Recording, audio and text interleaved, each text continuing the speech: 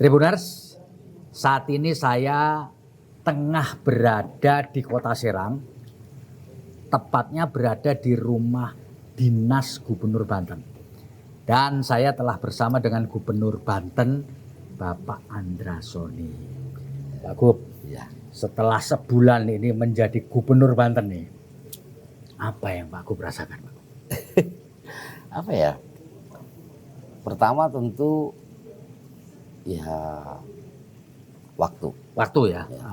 Terasa sekali waktu. Waktu terasa pendek ya. Terasa pendek dan kadang kita ada rasa nggak enak juga sama kawan-kawan yang sampai minta waktu gitu. Ya, kalau dulu tuh kan kapan aja bisa ketemu. Kalau sekarang ya saya bukan membatasi waktu, kurang waktunya.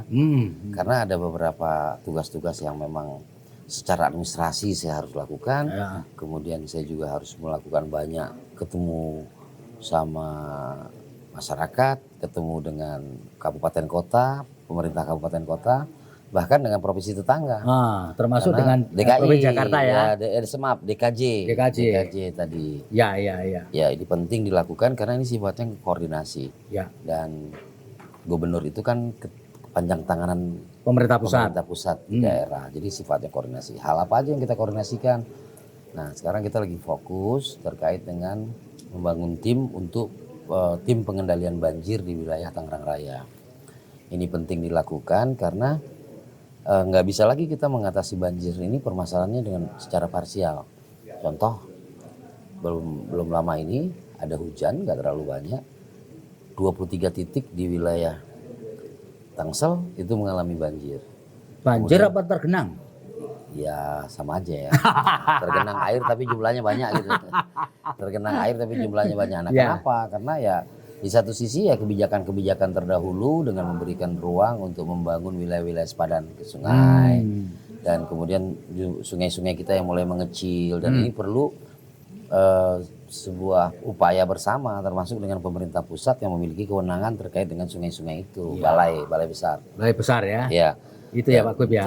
Yang bedanya dengan waktu masih jadi ketua DPR, DPRD ya. Pak Gub, saya mendengar Pak Gub juga mengambil kebijakan yang mirip lah dengan Gubernur Jawa Barat Pak Deddy Mulyadi, yaitu penghapusan pajak yang tertunggak di kendaraan bermotor yang akan berlaku besok tanggal 10 April 2025. Gimana itu Pak Gub ceritanya?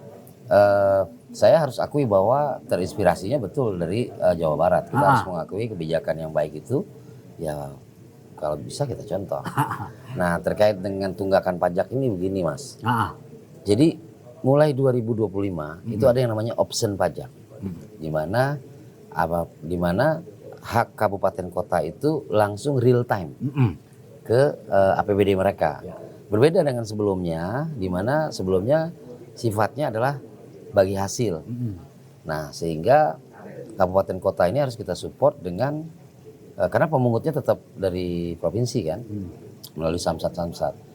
Nah, sedangkan tunggakan tercatat kita tuh besar, gede tercatat, dan jumlah kendaraan tercatatnya itu jumlah kendaraannya baik jumlah kendaraan maupun jumlah uangnya itu besar. Bahkan jumlah kendaraannya itu di atas 2 juta.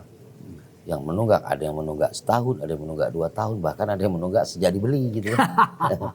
Nah, pemutihan datanya agak kesulitan. Karena cleansing data ini diperlukan supaya dalam menyusun APBD ke depan kita punya satu asumsi yang mendekati gitu, ya kan? Karena APBD itu pendapatan itu kan berbasis asumsi.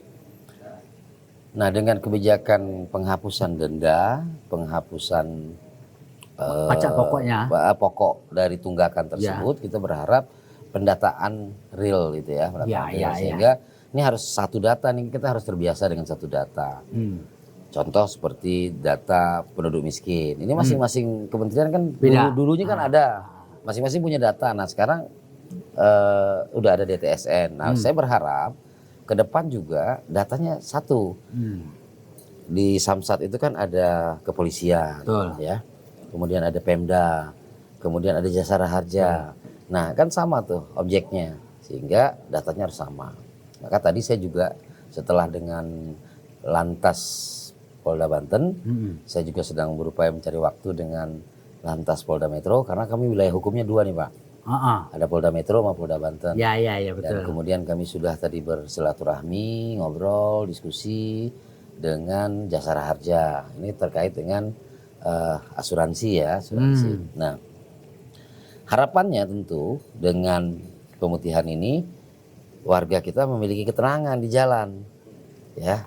Dan mereka setelah dengan syarat ya, mereka membayar yang tahun 2025 dan berharap seterusnya mereka reguler taat ya, karena demi keselamatan mereka di jalan juga, ya kan tercover asuransi, ya kemudian ya di jalan lebih lancar. Dan harapannya mudah-mudahan ini bisa menjadi hal yang positif lah. Jadi kita bisa lihat besok ya antusiasme dari warga Banten ya. Mulai besok ya. Sampai 30 Juni. Sampai 30 Juni. Agak lumayan panjang ya Pak ya. Lumayan panjang dan kebijakan ini hanya sekali. Sekali ini aja. Tahun-tahun depan nggak kalau bisa. Yang reguler kita lakukan setiap ulang tahun Provinsi Banten itu adalah penghapusan atau pemutihan denda. Oh denda. Ya. Kalau ini kan sampai pokoknya. Nah, jadi sekali saja. Sekali saja di masa kepemimpinan saya. Artinya 2025 sampai dengan 2030. Hanya sekali saja. Jadi itu manfaatkan betul kebijakan dari Pak Gubernur Banten, Pak Andra Soni. Sama saya ingin menjelaskan juga. Ya, apa itu Pak? Lalu sebenarnya pajak ini kegunaannya buat apa? Nah, salah satu kegunaannya adalah membangun jalan-jalan. Kita sudah bayar pajak, kita kan kepengen jalannya bagus.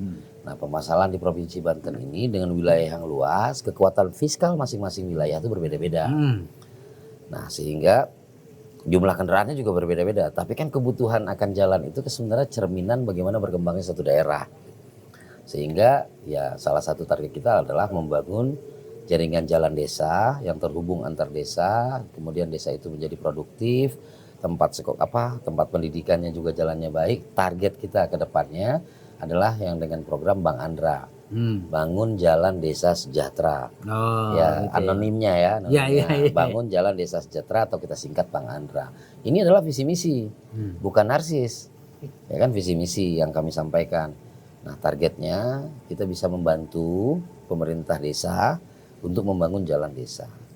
Manfaatnya apa? Manfaatnya pertama ya tadi kendaraannya bisa berjalan, jalannya bagus. Pak Gub, jadi ini target dengan adanya pemutihan pajak ini, berapa kendaraan yang nanti akan terdata diperkirakan ya asumsinya, sehingga nanti dia akan bayar pajak terus menerus dan pendapatannya kan bisa diasumsikan. Berapa itu Pak Gub? Data kendaraan bermotor roda 4 dan roda 2 di Provinsi Banten hari ini totalnya sekitar 5,3 juta kendaraan motor. Yang menunggaknya 2,3.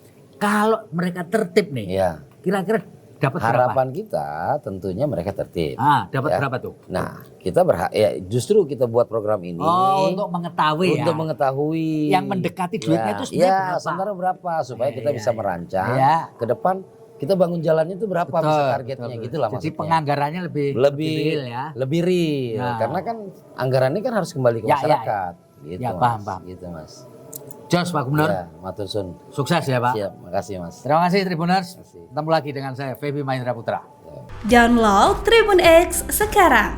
Menghadirkan lokal menjadi Indonesia.